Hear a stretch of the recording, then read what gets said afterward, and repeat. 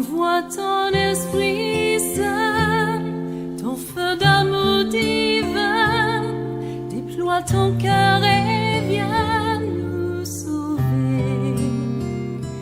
Délivre-nous de nous, délivre-nous de tout, ceux qui refusent en nous de t'aimer.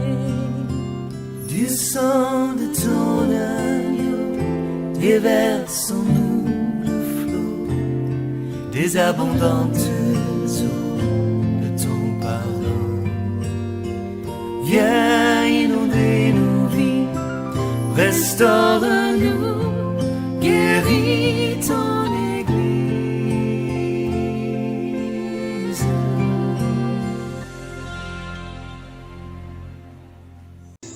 Amen. Pour mieux comprendre le contexte, il est bien d'aller au chapitre 27. Pour comprendre, n'est-ce pas, la profondeur de ce chapitre. Sinon la pensée de Dieu véhiculée par ses serviteurs, ici les prophètes. Alors Dieu, n'est-ce pas, Dieu va interpeller son peuple pendant plusieurs années de marcher selon ses voies.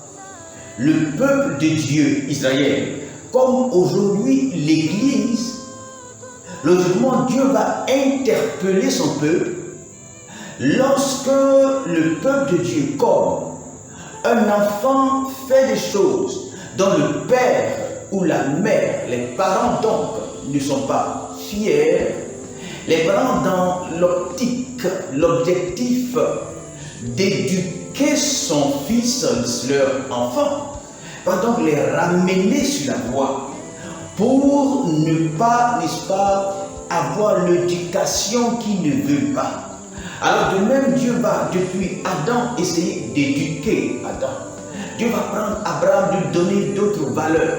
Dieu choisit d'Abraham, de faire sortir Isaac, après Jacob, après les 12 tribus, n'est-ce pas, d'Israël qui deviendront plus tard la nation, n'est-ce pas, juive des Hébreux.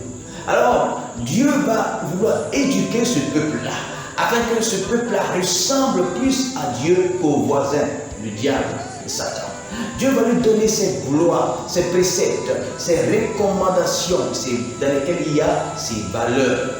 Mais malheureusement, le péché, n'est-ce pas, de l'homme enfoui dans son corps, le péché adamique, va réagir. L'apôtre Paul pouvait dire: je connais la voie de Dieu, je sais la voie de Dieu, je sais ce que la voie de Dieu me dit de faire, mais je ne comprends pas. Au-dedans de moi, il y a une autre force qui s'oppose à la réalité de Dieu, qui s'oppose à la voie de l'Éternel, qui s'oppose, n'est-ce pas, à ma volonté d'obéir à Dieu, qui me délivrera. Au moins lui il sait, il veut de tout son cœur, de toute son âme, de toutes ses forces obéir à Dieu et crier à Dieu.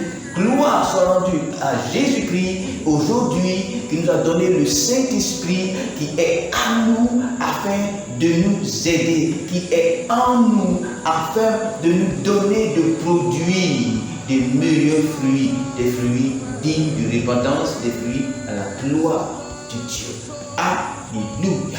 Alors, Dieu éduque son peuple, Dieu met son peuple sur le droit chemin afin qu'il marche dans l'obéissance de la parole, de la voix de l'Éternel, selon que Jésus dit: je suis le chemin, la vérité et la vie. Nul ne vient. Nous marchons sur le chemin dans l'obéissance de sa parole, car ce chemin-là est sa parole, car ce chemin-là c'est lui, et c'est sur ce chemin que tous les chrétiens qui ont confessé Jésus, qui ont dit marcher avec lui, lui appartenir, qui ont proclamé d'être avec lui au milieu des saints, doivent marcher afin de produire du bon et de meilleurs fruits. Alléluia.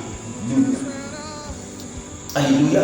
Il y aura, n'est-ce pas, des conséquences lorsque nous désobéissons à Dieu, décidons de ne pas suivre la voie de l'Éternel, Dieu se retire de nous. C'est-à-dire, lorsque nous décidons de ne plus marcher sur la voie de l'Éternel, nous décidons de rompre l'alliance avec Dieu. Parce que l'alliance que nous avons avec Dieu nous conditionne de vivre, de marcher selon lui. Lorsque nous décidons de ne plus marcher selon lui, lorsque Dieu nous interpelle et nous décidons de ne pas écouter la voix de Dieu, lorsque nous raidissons notre cou, lorsque nous comportons comme des rebelles, Dieu, n'est-ce pas, s'éloigne de nous. Pourquoi? Parce que nous avons rompu l'alliance de Dieu. Alors, pendant plusieurs années, Dieu va interpeller son peuple à travers les prophètes. Dieu va dire, revenez à moi et je reviendrai à vous. Revenez à moi, je reviendrai à vous. Mais avant de dire ces paroles, revenez à moi, je reviendrai à vous, Dieu, au milieu du peuple, va les interpeller. Il va leur dire, si vous faites ceci, je vais partir du sein de vous. Si vous faites cela, je vais partir du milieu de vous. Et le peuple, n'est-ce pas, n'a pas écouté la voix des envoyés de Dieu, n'a pas écouté les prophètes. Alors Dieu est parti. Et malgré que Dieu soit parti, il interpellait toujours encore son peuple pour dire, revenez à moi et je reviendrai à vous. Mais malheureusement, le peuple encore réduit son goût. Le peuple de Dieu n'a pas écouté le Seigneur. Et aujourd'hui, je dis, revenez à votre Dieu. Revenez à votre Dieu. Peuple de Dieu, Église, pasteur, revenez à votre Dieu.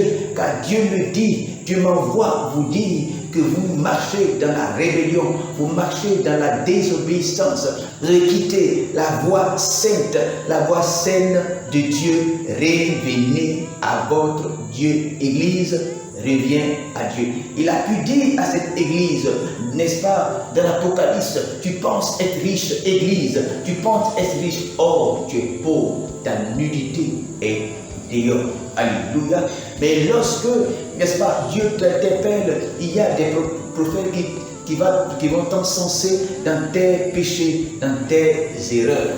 Et c'est cette histoire-là que nous allons lire, cette histoire que nous allons voir. Alors nous sommes dans le chapitre de Jérémie, chapitre 17 de Jérémie. Je lis la parole du Seigneur. Il est dit, au commencement du règne de Joachim, fils d'Ozias, roi de Juda, cette parole fut adressée à Jérémie de la part de l'Éternel en ces mots.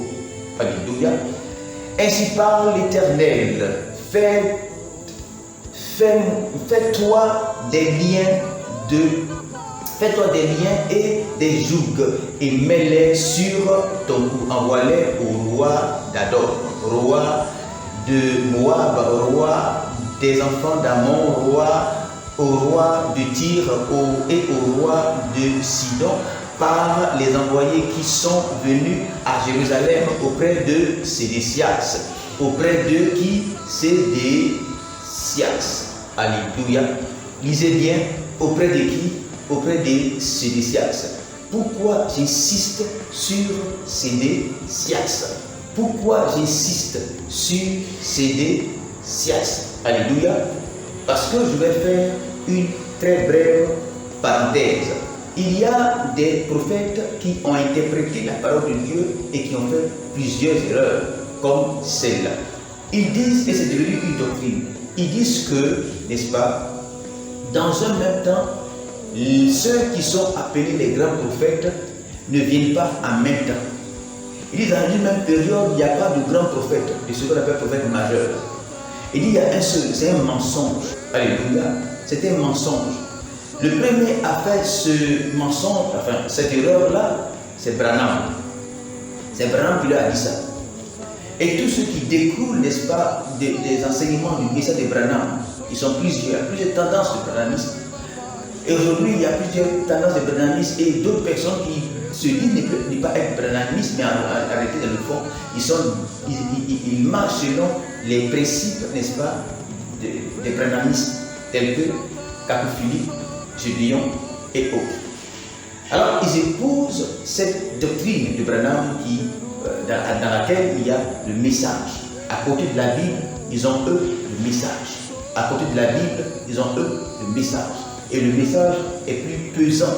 Le message pour eux est plus important que la Bible. Ce qui les distingue, c'est le message. Ils ne se distinguent pas d'avec les autres qui ont la Bible. Nous autres, c'est la Bible qui nous distingue. Eux, ils ont des messages particuliers. Ceux, n'est-ce pas, de Caco Philippe également, ils ont la Bible, mais ce qui fait d'eux les fidèles comme Philippe, c'est leur message.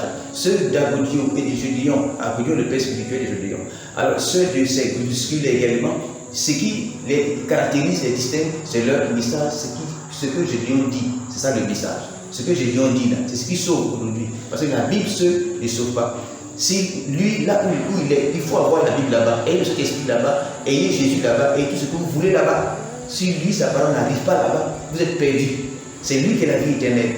Ce n'est plus Jésus, ce n'est plus la Bible, le Saint-Esprit n'est plus, n'est-ce pas, n'a pas la vie éternelle. C'est ce que ces gars-là disent là. C'est ça qu'est la vie éternelle. C'est pourquoi chacun se dit que l'autre est faux. Pourquoi? Parce qu'il ne peut pas être deux leaders chrétiens en même temps. Il dit c'est Branham qui lui a dit ça.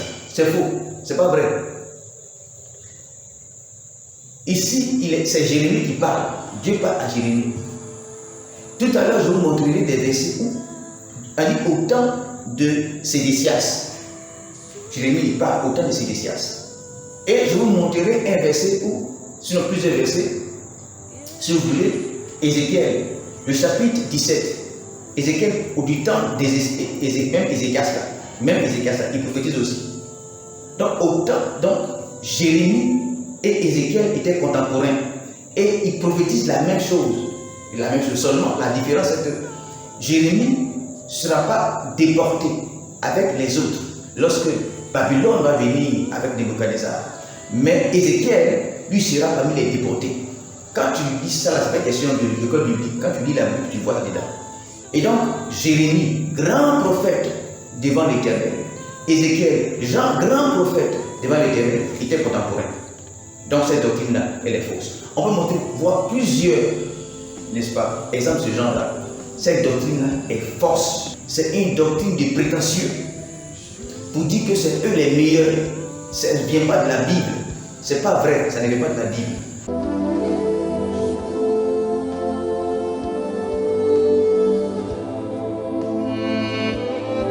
La Bible montre des prophètes, n'est-ce pas, contemporains, et qui sont ceux que nous appelons les grands prophètes. Alléluia. Et à qui tu donneras mes ordres pour leur maître, en disant, ainsi parle l'Éternel des armées, le Dieu d'Israël, voici ce que vous direz à vos maîtres. C'est moi qui ai fait la terre, les hommes, les animaux qui sont sur la terre par ma grande puissance et par mon bras étendu. Et je donne la terre à qui cela me plaît. Maintenant, je livre tous ces pays entre les mains de Nebuchadnezzar, roi de Babylone, mon serviteur. Je reviendrai là-dessus. Pourquoi Jésus, Dieu, appelle Nebuchadnezzar son serviteur.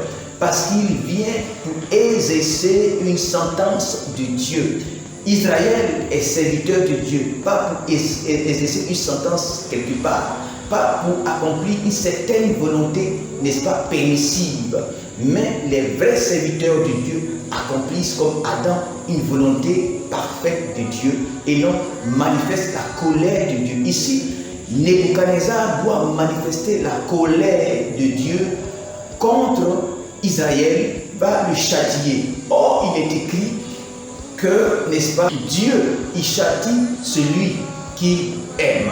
Mais maintenant, celui que Dieu utilise pour châtier, certes, il fait la volonté de Dieu. Et dans ce contexte, en ce moment précis, n'est-ce pas, il est serviteur de Dieu. Alléluia. Alors c'est pourquoi Dieu va appeler ici Nebuchadnezzar, roi de Babylone, son serviteur.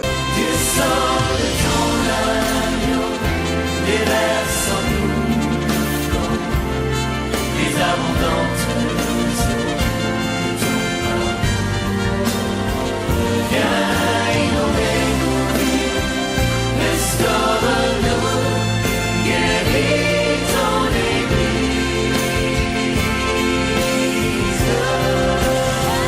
Du sang de ton agneau, des vers sans nous, des abondantes